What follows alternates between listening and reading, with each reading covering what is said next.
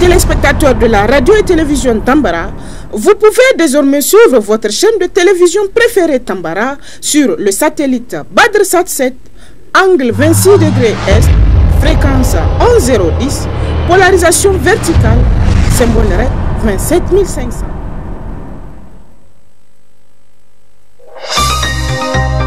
Suivez le journal avec STM Transport Voyageurs, une nouvelle façon de voyager.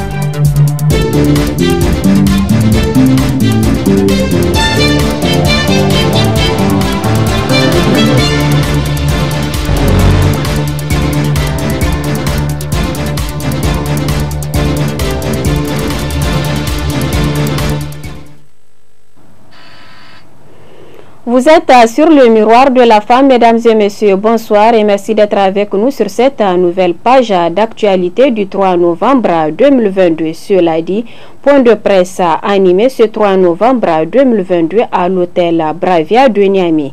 Un point de presse organisé par l'UNICEF et l'OMS à l'occasion de la visite du coordonnateur principal mondial pour la prévention de la fourniture du vaccin contre la COVID-19. M. Taï Cheiban, coordonnateur, dans cet extrait. Nous sommes toujours dans un monde où le Covid existe, où la pandémie continue, malgré le fait qu'avec la variante Omicron, les résultats se font moins sentir. Et dans la semaine qui vient de passer, il y a eu 2,6 millions de nouveaux cas recensés à travers le monde. Et donc, il est important que les efforts que fait le Niger au niveau de la vaccination continuent. Nous sommes venus là pour appuyer cet effort et en particulier en premier pour apprécier ce qui a déjà été fait au Niger. Le pays a fait un bon effort au niveau de la vaccination. Il y a eu, au-delà de la routine, 7 campagnes qui ont eu lieu. Grâce à ces campagnes, en particulier les 2 dernières campagnes, la 6e et la 7e, nous sommes maintenant à un taux de couverture de vaccination de 22% de la population nigérienne. Le pays s'était fixé de vacciner tout adulte d'ici la fin de l'année, en l'occurrence 42% de la population, et on est vraiment à mi-chemin vers cette cible. Donc 5 183 000 personnes vaccinées contre une cible de 10 318 000. Ceux-ci sont d'excellents efforts et surtout ces 2 dernières campagnes ont donné vraiment de bons résultats. Il y a encore une 8e campagne en décembre qui va avoir lieu et nous sommes là pour appuyer cela avec les moyens financiers et techniques nécessaires. Et s'il en est besoin, il pourrait aussi y avoir des efforts supplémentaires en 2023. Avant l'éventuelle intégration de la vaccination Covid au niveau du système de santé primaire et vraiment utiliser cela comme une opportunité de renforcer le système de santé et d'adresser certains besoins de la population, en particulier des personnes âgées, quand il s'agit des maladies non transmissibles telles que l'hypertension, le diabète, etc. Allant à l'avant, ce qui sera particulièrement important, c'est de vacciner les populations les plus vulnérables. Premièrement, les travailleurs et le personnel de santé, ils sont toujours en contact avec les personnes ayant des maladies et donc qu'ils soient vaccinés eux-mêmes est essentiel. Nous sommes actuellement à une couverture d'à peu près 30% du personnel de santé qui est vacciné et donc il faudrait vraiment faire en sorte que tout personnel de santé soit vacciné et s'il a été vacciné il y a longtemps, qu'il soit boosté. Deuxièmement, mettre l'emphase sur les personnes âgées. le gouvernement emploie une stratégie de proximité, décentraliser la vaccination vers les régions les plus reculées du pays, en plus des vaccinodromes dans les grandes villes. Et il est essentiel à travers ces stratégies de rejoindre et d'atteindre les personnes les plus vulnérables, les plus reculées et les personnes âgées de plus de 60 ans en particulier. Et troisièmement, les personnes ayant des comorbidités, donc les personnes vivant avec le diabète, l'hypertension, etc. Nous avons aussi discuté cette semaine comment appuyer et comment s'assurer que les services puissent atteindre les personnes déplacées ou les personnes vivant dans les zones touchées par des besoins humanitaires. Et là, mettre un paquet d'intentions ensemble, joindre la COVID-19 à, par exemple, la vaccination des enfants, le dépistage et la réponse à la malnutrition est une stratégie recommandée. Le ministère de l'Intérieur a apporté certaines clarifications par rapport à la situation sécuritaire qui prévaut dans le pays, plus précisément sur le drame survenu le lundi 24 octobre 2022 à Tamou. Suivez plutôt l'intervention du ministre à l'Assemblée nationale du 28 octobre 2022. Par rapport à Tamou, vraiment, je veux que les gens prennent un minimum de précaution. Nous sommes des musulmans. Vous ne pouvez pas venir affirmer qu'il y a eu ceci, qu'il y a eu cela. Certaines images que vous avez vues circuler ne sont pas des images du Niger. Essayez de le vérifier, je le dis, parce que nous l'avons vérifié. Parce que tout simplement, on veut faire croire qu'il y a eu un grand massacre. Le président de la commission défense l'a dit, le gouvernement n'a jamais pris l'initiative d'aller sciemment bombarder des populations civiles. Et le gouvernement ne saura le faire. Je suis au regret de constater que les deux pauvres policiers qui ont été exécutés comme s'ils n'ont pas de famille, personne ne parle d'eux. Les individus qui sont venus en embuscade, derrière des buissons pour tirer sur des pères de famille, les retirer à l'amour de leur famille. Il y a eu poursuite.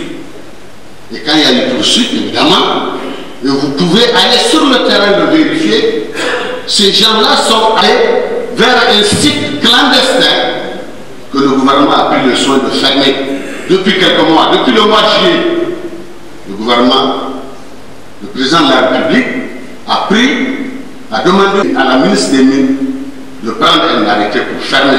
Parce que justement, après évaluation, l'évaluation dont vous parlez, nous la faisons semaine par semaine autour du président de la République, à travers le Conseil national de sécurité. Le gouvernement, par ma voix, s'engage avant l'expiration des 3 mois. Nous allons vous dire exactement comment la situation se présente. Mais sachez que nous n'avons absolument rien à cacher, même par rapport à Tamou. Le président de la République l'a dit. Les Nigériens sauront ce qui s'est exactement passé. Je crains fort que les gens en soient déçus, en tout cas pour certains. Nous n'avons rien à cacher. S'il y a eu bavure, le président de la commission de défense l'a dit. Dans chaque guerre, il peut y avoir des bavures. Et nous allons l'assumer. Tenez-vous bien, le gouvernement va assumer au cas où il est prouvé qu'il y a eu bavure. Mais pour le moment, pardon, arrêtez la spéculation. Cela n'arrange pas notre pays. Vous voyez, les images inondent les réseaux sociaux. Des gens qui sont à l'extérieur, qui cherchent à nous déstabiliser. Que vous le voyez ou pas. Sinon, on n'allait pas déverser des images du Soudan pour faire croire aux populations que cela s'est passé au Niger. Donc faisons attention à ce que nous faisons. Après cette attaque de Tamou, nous avons envoyé 2 inspections pour évaluer la situation. Une des missions a échappé de près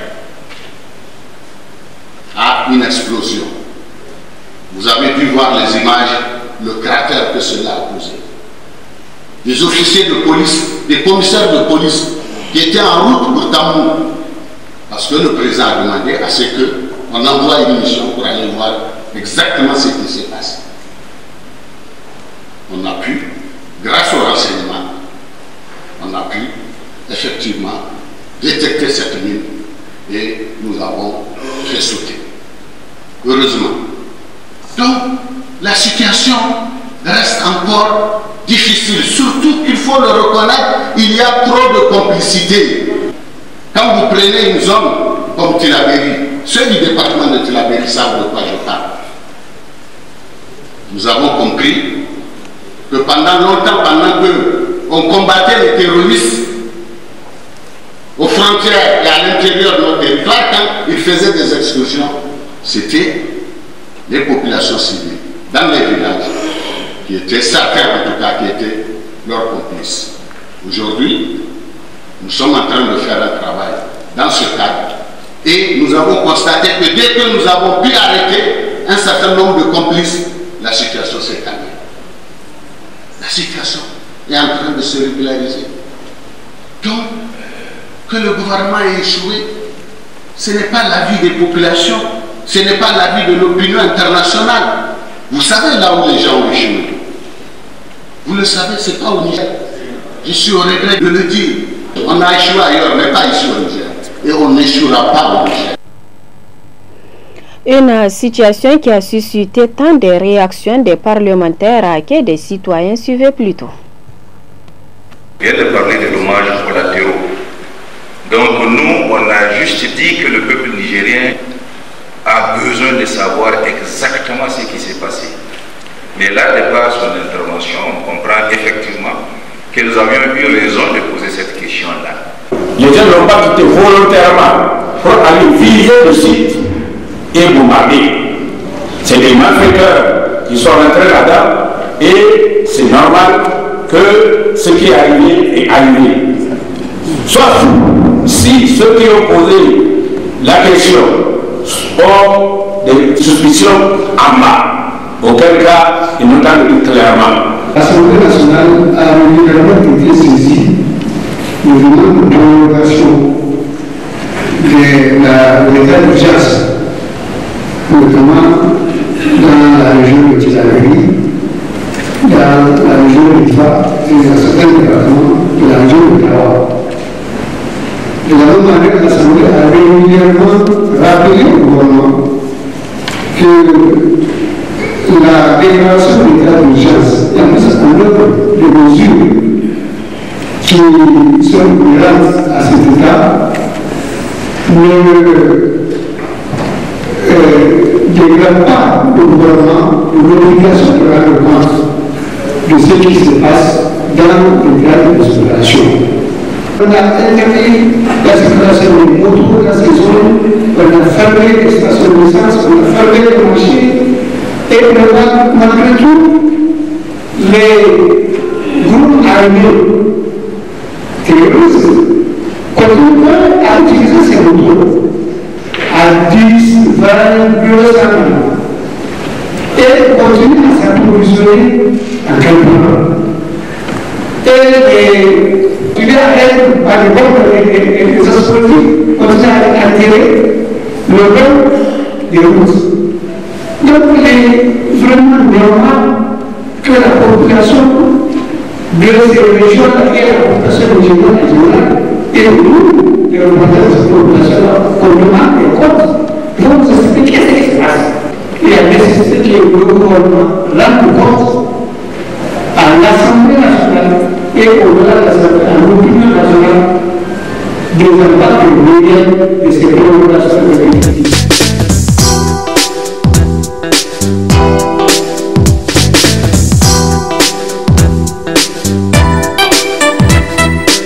Par rapport aux douloureux événements survenus à Tamou il y a exactement une semaine de cela, et dans un premier temps, ces événements ne nous laissent pas sans mots, mais dans un premier temps, nous allons prier pour le repos de l'âme de nos concitoyens disparus, à commencer par les FDS et également les civils qui ont perdu la vie dans cet événement. Donc par rapport à ce qui s'est passé à Tamou exactement, il y a un flou qui s'installe parce que à écouter le ministre de l'Intérieur qui était sur le terrain, j'ai écouté son reportage et également lors de son interpellation devant le Parlement nigérien, et lui il insiste et persiste sur les cas des 7 personnes ayant perdu la vie. Il n'y a pas de souci, on essaie de le croire, mais il suffit juste de se rappeler que de par le passé, c'est des ministres de l'État qui étaient sortis pour dire que un étudiant était tombé sur une grosse pierre et il a perdu la vie. En l'occurrence, le camarade Mala Baglé, une manière de camoufler l'assassinat orchestré par les FDS. Récemment également, à Tira, sur les événements douloureux, le gouvernement a tenu bec et ongle pour montrer que non, ce n'est pas l'armée française et les FDS nigériens qui ont tiré sur des manifestants civils à Tira. Donc aujourd'hui, les 7 personnes citées par le ministre de l'Intérieur me rendent perplexe. Parce que quelque part, il y a la société civile qui parle de plusieurs centaines de personnes. Il y a également les autochtones de la localité qui disent que ce n'est pas que 7. Donc moi, je pense que les parlementaires aussi doivent quitter cette politique de salon en vouloir se camponner sur leur siège à l'Assemblée et interpeller un ministre pour que ce dernier puisse raconter sa vie. Je pense qu'ils doivent aller sur le terrain, échanger avec la population et essayer de voir combien de personnes ont perdu la vie. Et on peut les compter à partir des tombes. Mais vous ne pouvez pas rester dans l'hémicycle climatisé attendant une réalité ou bien un éclaircissement de la part de quelqu'un dont vous êtes censé le contrôler, l'action gouvernementale, je voulais dire. Donc les parlementaires, surtout ceux de l'opposition, doivent aller sur le terrain pour constater de visu si réellement il s'agit de cette personne, ok, ou bien si ça va au-delà, parce que eux aussi, ils ont le devoir moral d'informer la population pour que nous puissions quitter cette zone de flou, cette zone noir sur blanc qui s'installe de jour en jour. Mais l'un dans l'autre, moi je pense que le mensonge a beau courir, la vérité finit par le rattraper. Donc on ne peut que prier encore pour les âmes de nos concitoyens disparus et que lumière soit faite. Toujours dans le même ordre d'idées, suivant l'analyse du coordonnateur du réseau Espérance, Maman Bachar, dans cet extrait. Tout d'abord, je voudrais présenter mes condoléances les plus attristées à l'ensemble des familles endeuillées et à la nation toute entière suite à la disparition de 2 agents de forces de sécurité donc, qui ont été tués par des présumés terroristes donc, au niveau du poste particulièrement Saïtamou. Et il y a lieu également de déplorer en tout cas l'évolution qu'a connue cette situation où il y a de plus en plus une polémique insistante autour de nombre de morts suite à l'intervention donc de l'aviation militaire nigérienne. Donc je pense que compte tenu de la récurrence de cette question et de controverses qu'elle soulève, il me semble beaucoup plus pertinent de pouvoir diligenter une enquête indépendante ou tout au moins parlementaire appuyée par la Commission nationale des droits de l'homme pour savoir exactement ce qui s'est passé donc à Tamou. Retrouvons l'intégralité de son intervention en fin d'édition. La saison froide s'annonce de plus en plus, une saison où plusieurs personnes sont confrontées à plusieurs maladies liées au froid. Le reportage a signé Salimoto Hamadou. La saison froide s'installe de novembre à février sur l'ensemble du territoire nigérien avec des températures de 10 degrés la nuit. En effet, c'est une saison qui est caractérisée de vents secs et froids, ce qui cause des problèmes de santé chez les nourrissons, les enfants et même chez les adultes. Le froid expose surtout au risque de survenue de maladies ou de recrudescence expressive de leur maladie des personnes qui sont fragiles, les enfants, les personnes âgées. Lorsqu'on parle d'infection des voies respiratoires, d'asthme, c'est chez les adultes, mais c'est surtout chez les enfants qui en font beaucoup. Entre 0 et 5 ans, un enfant va faire chaque année entre 2 et 6 fois un rhume, ce qui est normal, puisque son organisme commence à apprendre à se défendre. Donc chez ceux-là, le froid est plus agressif. Un autre élément chez l'enfant, c'est que, et même chez l'adulte qui a une atopie ou une prédisposition allergique, pendant cette période-là, on a la floraison. Les fleurs ont des pollens qui sont très allergisants pour ceux qui sont prédisposés. C'est pourquoi tout le monde, beaucoup de gens ont le nez bouché, ils tirent dans ses nez, ils soufflent dans ses nez, ça ne va pas. On essaie de respirer fort, de respirer fort avec le nez, ça ne va pas. On a des laryngites souvent. Il y a quelqu'un qui va dire pendant la période froide là, tous les jours moi je suis enrhumé. C'est normal. C'est une période de surexpressivité et puis il y a beaucoup de poussière, il y a des pollens, ceux qui sont prédisposés à avoir ceux qui ont ce qu'on appelle une atopie ou tout simplement une allergie particulière. Et les personnes âgées, parce que le risque cardiovasculaire est beaucoup plus élevé chez les personnes âgées, particulièrement dans notre contexte. Malgré les multiples risques de maladies auxquels nous sommes confrontés, il existe des mesures de prévention pouvant anéantir ces maladies liées au froid. C'est de se protéger du froid de manière raisonnable. Se protéger du froid ne veut pas dire, vous me permettez d'en parler, parce que c'est une conséquence, utiliser de l'encens de manière exagérée, mettre du charbon, des braises de charbon de manière exagérée, s'enfermer avec des braises de charbon ou s'enfermer à 10 dans une petite salle. Là, on se surexpose à développer certaines maladies. Et le charbon, quand on le met, on ferme les portes, toutes les portes, il n'y a pas d'issue, il y a de l'oxyde de carbone qui est dégagé. Il y a des gens qui meurent comme ça. Et puis on dit qu'on ne sait pas ce qui les a tués, ils étaient pourtant bien portants hier soir. C'est important d'éviter ce genre de comportement, ça permet de se protéger. Bien se protéger, bien se vêtir en fonction du froid qu'on a au jour le jour. C'est le moment pour les mères de payer des pullovers pour leurs enfants dès maintenant avant que le froid ne s'installe véritablement. Et les douches, surtout pour les nourrissons, les petits enfants. On ne lave pas un enfant qui n'a pas 1 an tous les jours, surtout pas pendant la période froide.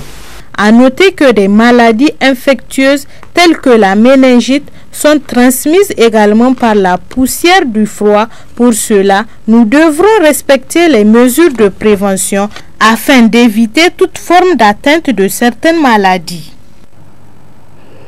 Lancé par l'ONG Counterpart, le projet Jagoranti vise à vulgariser la mobilisation des ressources au niveau des collectivités territoriales, mais aussi à mieux impliquer les citoyens dans la gestion des collectivités. Plusieurs communes de la région de Zinder sont concernées, dont la commune rurale de Bandé. Pour que la mobilisation des ressources soit effective, donc d'abord, nous travaillons avec la chefferie traditionnelle. Donc, ils ont vraiment un rôle très important de mobilisateur. Donc, ce sont eux qui nous appellent à mobilisation. Donc, le projet Jagoranti vient nous renforcer dans le domaine de la gouvernance. Et particulièrement dans le domaine de la mobilisation. Là aussi, puisqu'il y a eu plusieurs ateliers. Il y avait eu la participation de plusieurs acteurs. Donc, en dehors de nous, l'exécutif de la mairie, il y a la chefferie traditionnelle aussi, la société civile, les organisations féminines, les organisations des jeunes, donc les syndicats et autres. Donc, tous, ils ont subi plusieurs formations avec le projet Jagoranti. Donc, avant, vraiment, on travaillait dans le flou, si on peut le dire. Mais maintenant, avec l'intervention des Jagoranti, nous avons beaucoup éclairé sur les rôles, puisque sur les rôles et attributions de l'exécutif de la mairie et des autres élus locaux.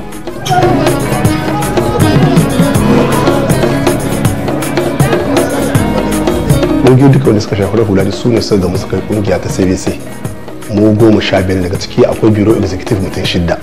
Na farko muna wayar da kai, na biyu kuma muna ba da labaru, kuma na uku ga collaboration mu tsakanin su.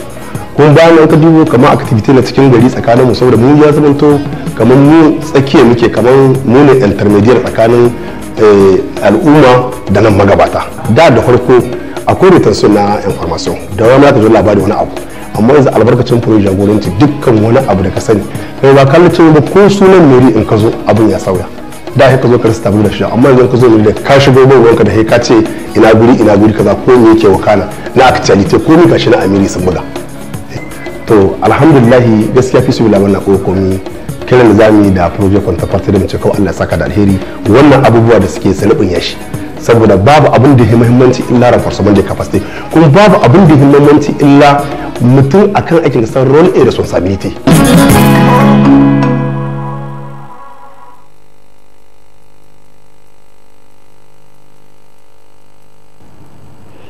Place à présent à la partie magazine de cette édition consacrée à l'analyse du coordonnateur du réseau Espérance, Maman Bachar, notamment sur la situation sécuritaire qui prévaut dans le pays. Très bonne réception et au revoir. Tout d'abord, je voudrais présenter mes condoléances les plus attristées à l'ensemble des familles endeuillées et à la nation toute entière suite à la disparition de 2 agents de forces de sécurité donc, qui ont été tués par des présumés terroristes donc, au niveau du poste particulièrement Saïd Tamou. Et il y a lieu également de déplorer en tout cas l'évolution qu'a connue cette situation où il y a de plus en plus une polémique insistante autour du nombre de morts suite à l'intervention donc de l'aviation militaire nigérienne. Je pense que compte tenu de la récurrence de cette question et de controverses qu'elle soulève, il me semble beaucoup plus pertinent de pouvoir diligenter une enquête indépendante ou tout au moins parlementaire appuyée par la Commission nationale des droits de l'homme pour savoir exactement ce qui s'est passé à Tamou. Il se pourrait que il y ait donc des situations beaucoup plus étendues qu'il n'en est, en tout cas par rapport à ce qu'a présenté le ministre de l'Intérieur. Donc il est assez soulageant à ce qu'une enquête indépendante puisse faire la lumière sur cette question-là. Il est évident qu'il peut y avoir peut-être un débordement dû à la situation donc, qui a prévalu, notamment avec la disparition de 2 agents donc, qui étaient au poste de contrôle Saïd Tamou. Mais il est tout aussi évident que dans le cas de dispositions à prendre pour faire face à la situation, il y a un certain nombre de précautions d'usage qui auraient pu être prises, en tout cas, pour qu'il n'y ait pas de bavure. Mais même lorsque il s'agit de cela, il va falloir qu'il y ait l'établissement des faits et que l'État parvienne à assumer cette responsabilité-là, qui peut être une erreur stratégique, mais qui n'en demeure pas moins une situation qui soulève tant de questions. Donc il y a lieu, de mon point de vue, à ce que des éclaircissements soient apportés autour de cette question-là pour qu'on évalue ensemble la qualité du dispositif sécuritaire dans ces zones en proie aux attaques des présumés terroristes, parce que d'aucuns avaient pensé que nous avions un problème de moyens, que ce soit de renseignement ou en tout cas des moyens aériens ou même de l'appui technique des troupes étrangères, mais à l'épreuve des faits, on constate que les troupes étrangères sont là avec tous les moyens sophistiqués, modernes qu'on a tant chanté, mais on se rend compte que les attaques reprennent de plus belle. Elles ont une certaine récurrence avec des morts d'hommes et la population ne comprend pas, parce que la plupart des temps, ces présumés terroristes se déplacent à dizaines, voire en centaines sur des motos dans des zones où la circulation de motos est interdite depuis déjà plusieurs années. Donc, qu'est-ce qui se passe exactement? Est-ce que les autorités ne sont pas informées à temps, ou bien alors ces présumés terroristes disposeraient d'une technique de dissimulation qui leur permet de se déplacer sans qu'on parvienne à les identifier et les arrêter à temps. Donc là, c'est des questionnements assez importants qui s'imposent à nous et qui nous imposent des interrogations sur la réelle efficacité des dispositifs sécuritaires actuels. Donc il y a lieu à ce que l'ensemble de responsables concernés par cette question-là parviennent à prendre les dispositions qu'il faut pour davantage sécuriser ces zones et pouvoir associer beaucoup plus adéquatement les populations qui sont fixées dans ces zones-là pour au moins une bonne collecte de renseignements de manière quantitative et qualitative pour que les forces de défense et de sécurité parviennent à agir avec une certaine anticipation et une certaine cohérence. Parce que notre conviction est qu'il n'y a que vous-même qui pouviez assurer votre propre sécurité nationale. Vous ne pouvez pas, si vous voulez, sous-traiter des questions de souveraineté nationale d'une telle ampleur, puisque on a constaté dans les faits qu'il y a quand même des questionnements d'ordre géostratégique autour de cette guerre asymétrique qui nous est imposée dans le Sahel. De plus en plus, vous avez l'impression que la vie humaine est banalisée parce que vous entendez ici et là 15 morts, 50 morts, ça ne dit presque rien aux gens. Et nous sommes en train de nous transformer en monstres et cela doit s'arrêter parce que c'est des vies humaines qui sont en question et c'est nos enfants qu'on envoie sur le terrain pour défendre la patrie avec vaillance, avec témérité et avec patriotisme. Il va falloir que des dispositions soient prises pour garantir eux-mêmes leur sécurité et pouvoir faire ce travail avec efficacité, diligence et surtout cohérence. Donc de ce point de vue-là, je pense qu'une réflexion s'impose sur véritablement le contenu des différents accords de défense que nous signons et surtout sur le statut exact des troupes étrangères qui sont dans nos pays et qui semblent en tout cas être tout à fait inefficaces par rapport à la contribution qui est attendue d'elles pour pouvoir assurer de manière efficiente en tout cas la sécurisation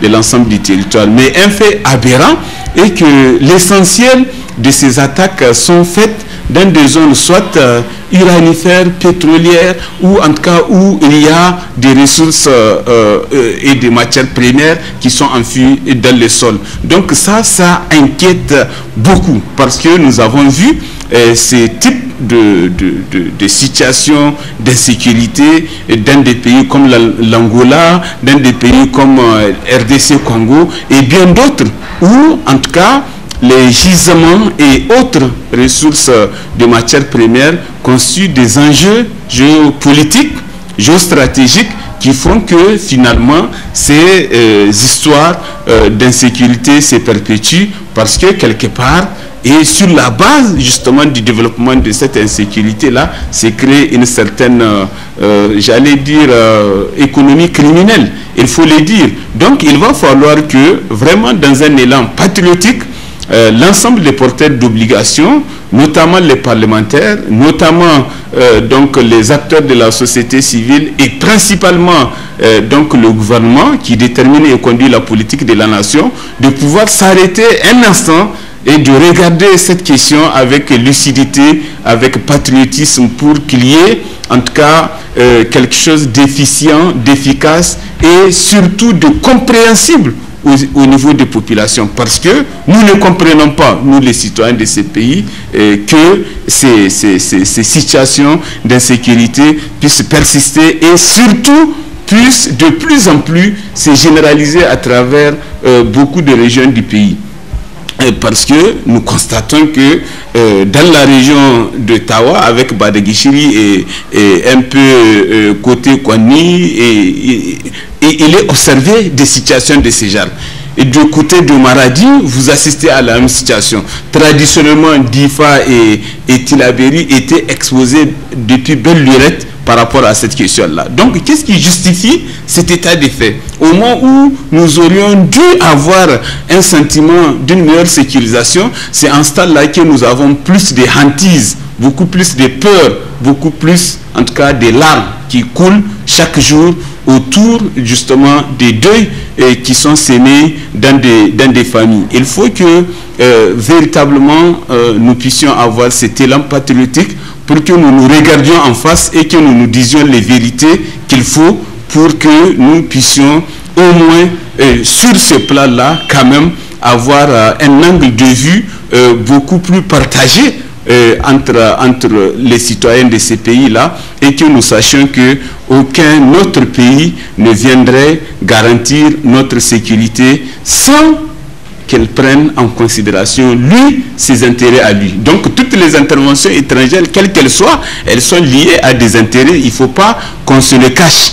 Et donc si nous n'avons pas nous-mêmes une stratégie de défense pour nous défendre, pour préserver notre souveraineté, mais l'autre qui vient, il n'a pas à se faire, si vous voulez, mille excuses pour trouver ses intérêts et se positionner par rapport à ces intérêts-là et agir en conséquence. Et malheureusement, c'est ce qui semble, en tout cas, s'est manifesté. Le Mali a déjà connu cette triste expérience pendant 8 ans, avec plus de 30 000 hommes qui sont donc mobilisés, mais qui n'ont produit presque aucun résultat, en tout cas significatif, aux yeux des autorités maliennes. Ils ont dû prendre une décision radicale de demander à ce que tout simplement Barkhane vraiment quitte chez eux, parce que tout simplement ils ont compris que leur présence n'a aucune efficacité et n'a aucune réponse adéquate par rapport aux enjeux sécuritaires tels qu'ils se posent dans les zones notamment désertiques, et surtout le statut de zones comme Adarambukan, Manakan et même Kidal, parce que l'enjeu a commencé à partir de ce point-là. Donc il va falloir que nous, ici, dans notre pays, que nous puissions quand même avoir une stratégie de défense beaucoup plus adéquate qui puisse prendre en compte déjà les expériences passées des autres pays. Parce que, comme vous le savez, le Niger ne fabrique même pas une aiguille, le Niger ne fabrique même pas une cartouche. Mais comment, pendant 10 ans, ces armes parviennent à se mouvoir dans ces pays-là? Comment on peut observer la multiplication, la nationalisation même, en fait, de certains groupes présumés terroristes? Parce que par le passé, c'était des phénomènes importés qui nous venaient du Moyen-Orient et d'ailleurs, mais aujourd'hui, c'est nos frères vraiment de plusieurs ethnies de ces pays-là qui se retrouvent dans des activités de ce genre-là. Donc, qu'est-ce qui justifie cela? Si ce n'est pas de la géostratégie, il va falloir que nous nous regardions en face pour que nous voyions comment on va pouvoir endiguer ces phénomènes-là, parce qu'il nous est donné l'occasion à travers, par exemple, l'arrestation de certains présumés terroristes lors de certaines actions, de pouvoir au moins constater la source d'approvisionnement de ces présumés terroristes. Où est-ce qu'ils trouvent toutes ces motos-là neuves, en bon état, avec du carburant? Où est-ce qu'ils trouvent toutes ces armes-là avec lesquelles ils circulent, et comment ils parviennent à, disons, à se mouvoir aussi régulièrement dans des pays qui sont supposés être appuyés en termes de capacité aérienne, en termes de renseignements, y compris satellitaires et tout, et que malheureusement on constate que les attaques ne font que persister, et elles se soldent très souvent par des morts-d'hommes, et souvent de notre côté. Donc c'est vraiment une bizarrerie à laquelle il faut mettre fin, et nous ne pouvons le faire qu'avec un élan patriotique, qu'avec une lucidité et surtout par rapport à la compréhension de la géopolitique et à nos intérêts vitaux en tant que nation, en tant qu'État et surtout en tant que citoyen de ce pays, pour que le Niger continue à être ce havre de paix que tout le monde connaissait par le passé, mais qu'aujourd'hui, du fait de cette situation-là, tout déplacement aujourd'hui est totalement craintif. Donc pour revenir à la situation précise de Tamou, je pense qu'il est intéressant à ce qu'il y ait en tout cas une enquête indépendante qui puisse déterminer les circonstances dans lesquelles en tout cas cette situation-là a pu se produire et situer éventuellement les responsabilités. Il peut y avoir des erreurs d'appréciation, mais ces erreurs sont compréhensibles. L'erreur est humaine, chacun dans son action, dans ce qu'il pense être l'action la plus pertinente, il peut arriver à se tromper dans les actions qu'il mène. Mais garder un flou ou une contradiction permanente entre ce qui est dit par l'État et ce qui est observé par d'autres organisations et par d'autres sources me paraît être véritablement une situation tout à fait intenable. Il faut que la vérité jaillisse et il faut que les dispositions soient prises pour que des situations comme ça ne parviennent plus, disons, à se matérialiser, de manière à ce que nous prenions des dispositions utiles qu'il faut de manière préventive pour que les populations ne soient plus exposées. Je pense que les comités de sécurité qui sont mis en place dans les régions contribuent à cela, mais il va falloir aller un peu au-delà pour responsabiliser davantage les communautés sur place pour qu'elles sachent qu'elles ont une part importante à assumer en termes de contribution donc à la sécurisation du pays et particulièrement à la sécurisation du terroir dans lequel ils vivent de manière générale.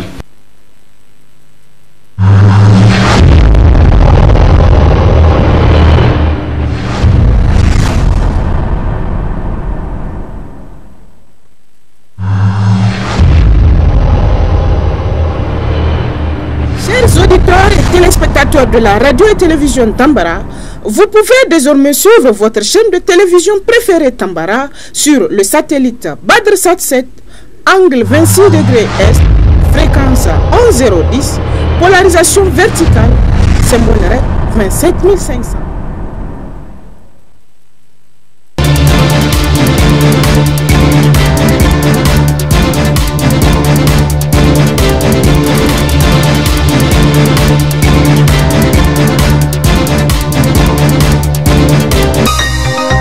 Ce journal vous a été présenté par STM Transport Voyageurs.